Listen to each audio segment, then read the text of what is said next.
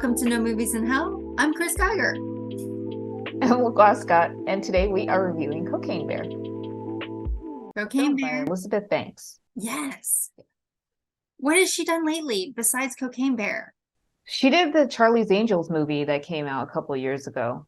I ended up seeing that on a plane. That was fun. Actually, both of those were fun. Oh, not the McGee one. It had like Kristen Stewart and two other young ladies. Oh, she didn't do the most recent Charlie's Angels. No, she did do the most recent one. Oh, is that? All right. Maybe I'm confused. Yeah. It had Patrick Stewart in it too. Yeah, it did. That was fun. Okay. But she also directed Cocaine Bear. So, what did you think about Cocaine Bear? Like, what going in? I didn't know much. I knew it was like a story of seemingly drug trafficking gone wrong, but that was pretty much it. How about you? What did you know anything ahead of seeing this film?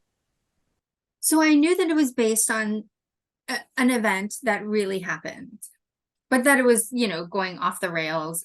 Like, it was just kind of, it took inspiration from that event, but it wasn't really anything about really what happened. I thought it was going to be funny because the incident itself is funny. So how could that not? You could take that into multiple directions, and they did.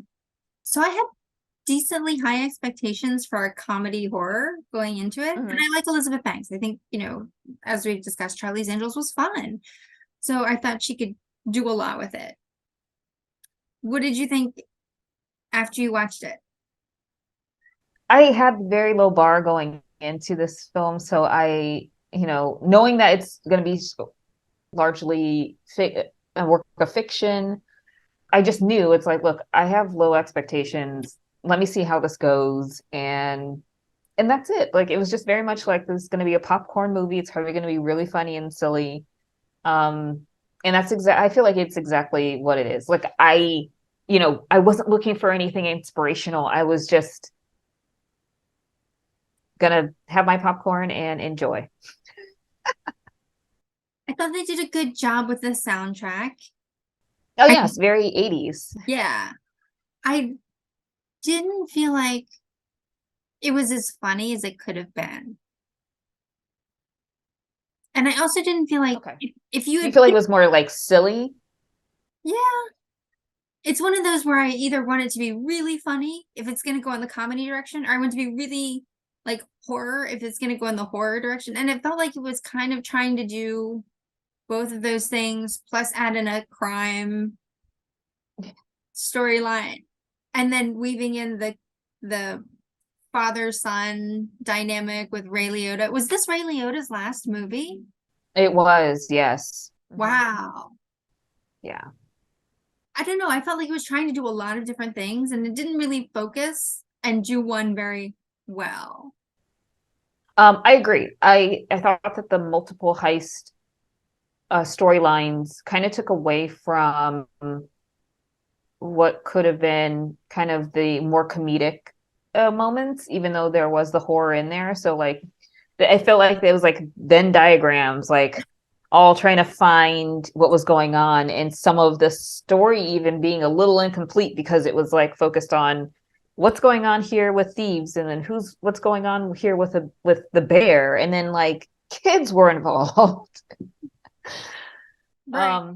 And it was kind of like I lightly watched some of the Americans, but it was like an Americans reunion because like Carrie Russell was in it, and like there were two, other characters, and there were like viral TikTok person was, yeah, it was kind of all over the place. But yeah. So, but looking forward to more things from Elizabeth Banks. Let's go to the slide. So I actually gave it below average. Wow. Okay, so let's see. You didn't really like the story or Reader's Choice. I mean, I could see the Reader's Choice, the choice on Reader's Choice. I just wouldn't recommend it to someone. Yeah. The soundtrack I thought was fun, but I thought it could have been much more fun. Like it Yeah. started to go down the 80s stuff, and the ones they used were great, but I definitely felt like if you're gonna do a movie like this, you could really have a lot of fun with the soundtrack. Oh, 100%.